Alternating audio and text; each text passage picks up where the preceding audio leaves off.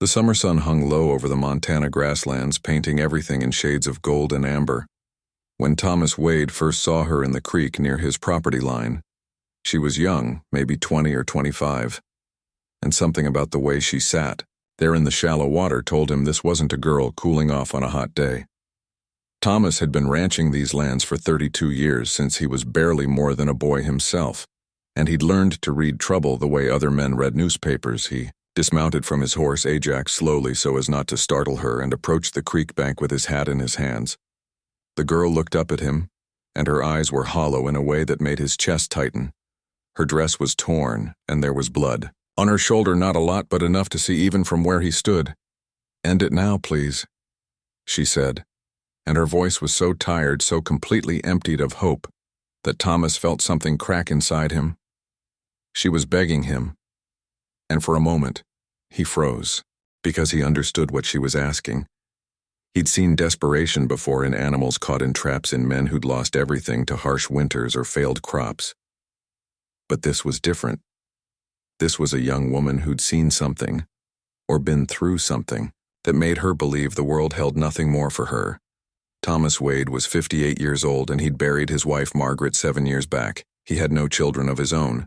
Though he'd wanted them desperately once upon a time, life had a way of not giving you what you planned for, but teaching you things you never knew you needed to learn. He looked at this girl in his creek, and he thought about all the mornings he'd woken up after Margaret died, thinking maybe it would be easier not to wake up at all. He thought about how his neighbor Bill Patterson had found him one night sitting in his barn with his rifle across his lap, just sitting there in the dark. Bill hadn't said much that night, just sat down beside him and started talking about his own father who'd struggled after the war, talking about how sometimes living takes more courage than dying, and how that courage is worth something even when we can't see it. Thomas cleared his throat and spoke gentle as he could. "I'm not gonna do that, miss," he said, "but I am gonna help you if you'll let me." The girl looked at him like she didn't understand the words. "I can't go back," she whispered. "You don't know what they'll do." "Then don't go back," Thomas said, simple as that. "You can stay here for a spell until you figure out what comes next." He saw the disbelief flicker across her face, and he understood it.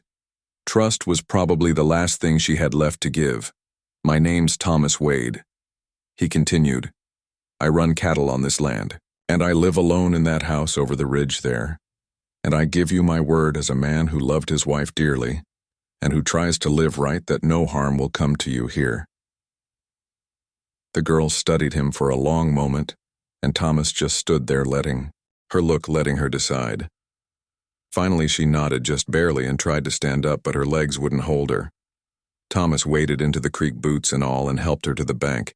She was light as a bird and shaking despite the heat. He got her up on Ajax and walked them both back to his ranch house. The place wasn't much, 4 rooms and a porch, but it was clean and solid. He settled her in Margaret's old sewing room, which still had the narrow bed where Margaret used to nap on sunny afternoons. "I'll fetch the doctor," Thomas said, but the girl grabbed his arm. "No doctors," she said, fierce suddenly. "No one can know I'm here." Thomas wanted to argue, wanted to tell her that wound needed tending, but he saw the fear in her eyes and remembered Bill Patterson sitting with him in that dark barn, respecting his right to his own pain, his own timing. "All right," he agreed. "But I'm going to clean that cut and bandage it proper, and you're going to let me make you some food." She didn't argue with that over. The next few days, Thomas learned her name was Sarah McKenna, and that she'd been traveling with a group heading west when things had gone bad. She didn't offer details, and he didn't press. He'd learned long ago that people told you what they needed, to tell you when they were ready. He brought her meals 3 times a day and sat outside her door while she ate so she'd know she wasn't alone, but also so she'd have her privacy. He mended the fence in the north pasture and repaired the barn door that had been hanging crooked for months. He did the work he'd been putting off because staying busy kept him from worrying too much about the scared girl in his house. On the 4th day, he came in from checking the cattle and found Sarah in the kitchen. She'd made coffee and was standing by the window looking out at the mountains. "I used to live near mountains," she said, without turning around. "Different ones, but they make you feel small in a good way, don't they?" "They do," Thomas agreed, pouring himself a cup. They remind us we're part of something bigger than our troubles. Sarah turned to look at him, then really look at him. "Why are you helping me?" she asked. "You don't know me, and I could be anyone. I could be dangerous or crazy, or lying about everything." Thomas sat down at the kitchen table, the same table where he and Margaret had eaten breakfast together for 25 years. "My wife used to say that kindness doesn't need a reason," he said. "She'd say that every person you meet is fighting a battle you know nothing about, and the least we can do is not make it harder. She sounds like she was a good woman." "The best," Thomas said, and he smiled because thinking of Margaret still hurt, but it was a sweet hurt, like pressing on a bruise. "She'd have liked you. I think she'd have been better at this than me, better at knowing what to say." "You're doing fine," Sarah said quietly. The days turned into weeks, and Sarah began to heal, not just the cut on her shoulder, but something deeper. She started helping around the ranch, feeding the chickens, gathering eggs, mending clothes that Thomas had been meaning to fix for years.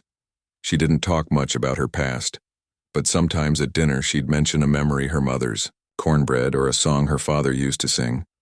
Thomas told her about Margaret, about how they'd met at a church social when they were both 17, about how she'd taught him to dance even though he had 2 left feet. He told her about the babies. They'd lost 3 of them before they even drew breath, about how that grief had nearly torn them apart, before it taught them to hold each other tighter. One evening they were sitting on the porch watching the sunset, paint the sky in colors that didn't have names. "I was supposed to marry a man in Sacramento," Sarah said suddenly. "My father arranged it sight unseen. The man was older, wealthy, and my father thought it was a good match." Thomas listened without interrupting. "But the wagon master, the man leading our group, he decided I'd suit him better," Sarah continued. "He said he'd tell my father I'd run off with someone else along the way. He said no one would question his word against mine." She paused, and Thomas could see her hands trembling. "I fought him," she said. "And he said if I caused trouble, he'd make sure everyone in the wagon train knew I was a fallen woman, that I'd be ruined, that even if I made it to Sacramento, my intended wouldn't have me." "So you ran," Thomas said gently. "Waited until we camped near a creek and I slipped away at night." Sarah nodded. "I walked for 2 days, I think maybe 3. I lost track, and then I found your creek and I just couldn't walk anymore. Couldn't think anymore. Couldn't see any way forward." Thomas felt anger rise in his chest. Anger at the man who'd hurt her, anger at a world that made young women feel so trapped. But he kept his voice calm. "You did the bravest thing," he told her. "You survived, and that takes more strength than most people ever need to find." Sarah wiped her eyes. "When I saw you that day, I thought you'd either help him find me or you'd finish what I'd planned to do yourself." She said, "I never imagined someone would just be kind." "Kindness isn't rare as you might think," Thomas said. "It's just quiet most of the time. It doesn't make the stories people tell, but it's there in the folks who help their neighbors, who take in strays, who choose every day to make the world a little softer." Summer faded into early autumn, and the leaves on the cottonwoods turned gold. Sarah had put on weight. Her face had color again, and she laughed sometimes when one of the barn cats did something foolish. Thomas found himself looking forward to the evenings when they'd sit together and talk about everything and nothing. She told him about the books she'd read, and he told her about the year the winter had been so hard he'd lost half his herd. They were comfortable together the way old friends are comfortable, and Thomas realized one day that he hadn't felt lonely in months, but he knew it couldn't last forever. Sarah was young and she had a life to live, and he was an old rancher who'd be gone before too many more years passed. "You've been thinking," Sarah said one night, catching him in one of his quiet moments, "just wondering what you'll do." Thomas admitted, "When you're ready to move on." Sarah was quiet for a while. "My aunt lives in Oregon," she finally said. "My mother's sister. She never approved of my father's plans. She wrote me letters saying I should come stay with her instead, but father wouldn't allow it." "You could write to her," Thomas suggested. "See if the offer still stands." "What if she's changed her mind?" Sarah asked. "What if too much time has passed?" "Then you'll figure out something else," Thomas said. "But my guess is an aunt who cared enough to invite you once will care enough to invite you again." They sent the letter the next week, posting it through Bill Patterson, who asked no questions and raised no eyebrows.